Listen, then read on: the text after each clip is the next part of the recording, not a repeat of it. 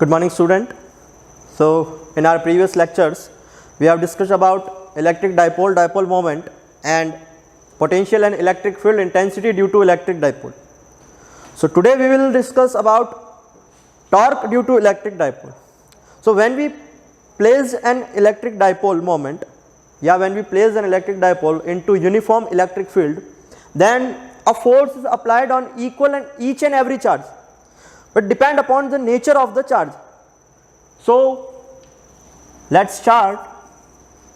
The electric dipole torque due to electric dipole.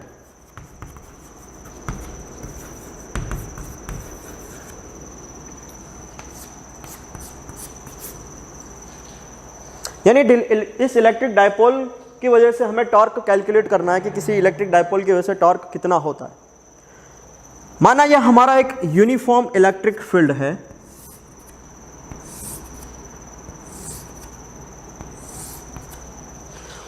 और इस uniform electric field में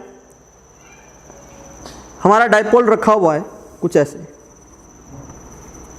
ये नेगेटिव क्यू चार्ज, ये पॉजिटिव क्यू चार्ज, और इनके बीच की जो डिस्टेंस है वो है 2a। And we know that electric dipole is a system in which two charges situated or separated by very less distance. The magnitude of all charges are equal but they are opposite in nature. तो ये हमारा electric dipole इस uniform electric field में रखा हुआ है। इस uniform electric field के साथ ये जो डाइपोल है वो कुछ थीटा एंगल पे प्लेस्ड है। मैं मान लेता हूं कि भाई ये जो डाइपोल सिचुएटेड है या प्लेस्ड है वो कुछ थीटा एंगल पे सिचुएटेड है, यानी इस इलेक्ट्रिक फील्ड के साथ ये थीटा एंगल बना रहा है। अच्छा, हम प्रीवियस क्लास में इलेक्ट्रिक पोटेंशियल के बारे में पढ़ चुके हैं। इलेक्ट्रिक पोटेंशियल के बारे में क्या पढ़ा हमने कि जब किसी इलेक्ट्रिक फील्ड में कोई चार्ज यूनिट पॉजिटिव चार्ज पड़ा है तो उस पर एक फोर्स लगता है। जैसे ये मेरा इलेक्ट्रिक फील्ड है, अपन ने पोटेंशियल में पढ़ा था ये A पॉइंट है, ये B पॉइंट है और यहाँ पे एक charge unit positive charge situated है, प्लेस्ड है। तो इस चार्ज पे जब ये यूनिफॉर्म इलेक्ट्रिक फील्ड E में रखा हुआ है तो इस पे एक फोर्स लगता है और उस फोर्स की डायरेक्शन होती है इस तरफ, और वो फोर्स हमेशा बराबर होता है charge multiply by electric field यानी QE। तो सिमिलरली जब हमारा डाइपोल किसी इलेक्ट्रिक फील्ड में रखा हुआ है तो इस डाइपोल में दो चार्ज है, एक तो है हमारा नेगेटिव चार्ज और दूसरा है पॉजिटिव चार्ज। तो इन दोनों ही चार्जेस पे फोर्स लगेगा और उस फोर्स की जो डायरेक्शन है वो डिपेंड करेगी कि हमारे चार्ज का नेचर कैसा है। ये यूनिफॉर्म इलेक्ट्रिक फील्ड में रखा हुआ है। अगर मैं इस प्लस क्यू चार्ज की बात करूं, इस पॉजिटिव क्यू चार्ज की बात करूं, तो इस पॉजिटिव क्यू चार्ज पे जो फोर्स लगेगा उसकी डायरेक्शन होगी कुछ इस तरफ, और वो फोर्स है, मान लिया इस पॉजिटिव चार्ज पे लगने वाला फोर्स है कुछ F1, ओके। और ये F1 होगा कितना? ये होगा charge multiply by electric field यानी Q इंटू E। सिमिलरली इस नेगेटिव चार्ज पे भी एक फोर्स लगेगा, वो डिपेंड करेगा इसका नेचर कैसा है, नेगेटिव नेचर है, और इस पे जो लगने वाला फोर्स होगा उसकी डायरेक्शन होगी कुछ इस तरफ, और मान लिया वो जो फोर्स है वो है कुछ F2, और ये भी फोर्स कितना होगा? Charge multiply by electric field. Charge कैसा है? Negative Q multiply by E। तो इस प्लस Q चार्ज पे लगने वाला फोर्स तो है QE और इस नेगेटिव Q चार्ज पे लगने वाला फोर्स है नेगेटिव QE या माइनस QE। अच्छा, अगर मैं ये कहूँ इस यूनिफॉर्म इलेक्ट्रिक फील्ड में इस डाइपोल पे लगने वाला टोटल फोर्स या नेट फोर्स कितना होगा, तो वो नेट फोर्स कितना आएगा? यहां से 0। कैसे आया? मैं लिख देता हूं, force on plus Q charge will be F1 equals two plus का QE, और इसे दे देता हूं मैं equation number 1। Similarly force on negative charge, force on negative charge will be, और वो है कितना? वो है हमारा F2 equal to minus QE, और इसे दे देता हूं मैं इक्वेशन नंबर 2। यानी पॉजिटिव और नेगेटिव दोनों ही चार्जेस पे लगने वाले फोर्स कैलकुलेट हो गए। अच्छा, अगर हम ये कहें कि इस इलेक्ट्रिक डाइपोल पे लगने वाला टोटल फोर्स या नेट फोर्स कैलकुलेट करो, तो टोटल फोर्स क्या होगा? Total force equals to total force है मान लिया कुछ F, और वो बराबर होगा किसके? F1 प्लस F2 के, यानी इस डायपोल पे टोटल कितना फोर्स लग रहा है, वही तो हमारा टोटल या नेट फोर्स होगा। इसे नेट फोर्स भी बोल सकता हूँ, इसे टोटल भी बोल सकते हैं, नेट भी बोल सकते हैं, ऐसा भी लिख सकते हैं भाई, टोटल या नेट फोर्स। ऐड कर दो दोनों को, F1 कितना है प्लस का QE, F2 कितना है माइनस का QE, तो प्लस का QE से माइनस का QE कैंसिल आउट, यानी F कितना आया यहाँ से 0।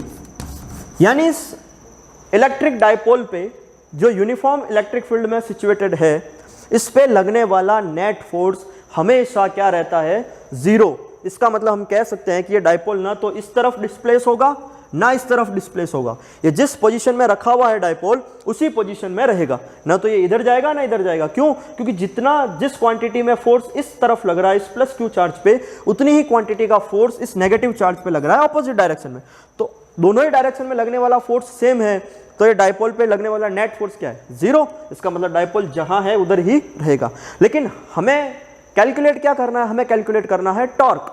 अच्छा, टॉर्क वैसे तो हम लोग जब रोटेशनल मोशन की बात करते हैं तो टॉर्क हमारा इक्वल होता है force multiply by position vector, but यहां तो ये रोटेट हो नहीं रहा, तो यहां टॉर्क का फॉर्मूला क्या होगा, टॉर्क ऑलवेज इक्वल होगा आइदर ऑफ फोर्स, या तो मैं F1 की बात करूं या F2 की बात करूं, दोनों में से कोई भी फोर्स ले सकते हैं, either of force multiply by perpendicular distance.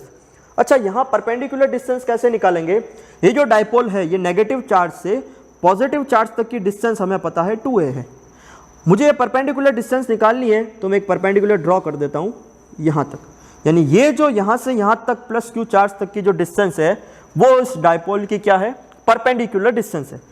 अच्छा, जब मैंने परपेंडिकुलर ड्रॉ किया था, देखो यहाँ पे एक ट्राइंगल बन रहा है, ट्राइंगल में मान लिया ये कुछ A पॉइंट है, ये B पॉइंट है, ये C पॉइंट है। अच्छा, थीटा के सामने वाला क्या होता है हमेशा परपेंडिकुलर, ये रहा बेस और ये मेरा हाइपोटेन्यूस। कैलकुलेट क्या करना है, कैलकुलेट करना है हमें परपेंडिकुलर डिस्टेंस, क्योंकि टॉर्क का फॉर्मूला क्या है, टॉर्क का फॉर्मूला है either of force multiply by perpendicular distance.